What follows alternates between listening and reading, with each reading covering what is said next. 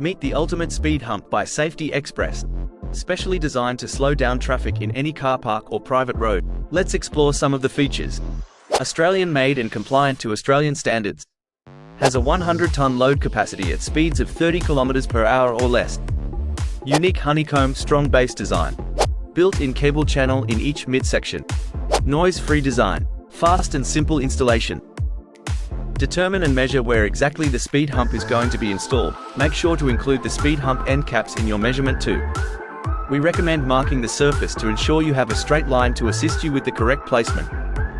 Place all speed humps where they are going to be installed, making sure that they sit tightly against each other. Using a hammer drill, drill a guide hole through the concrete in each hole of the speed humps using a 14 mm masonry drill bit. Remove the speed humps and brush away or vacuum the concrete dust. Continue to drill each guide hole to an approximate depth of 120 mm. Put the plastic plug component of the fixing in the drilled hole and hammer in. Place each speed hump over the holes, line up and put the supplied M10 screw through the speed hump and into the plastic plug. Use your 17 mm socket to tighten the M10 screws. Repeat this process for each segment of the speed hump and speed hump ends. That's all there is to it.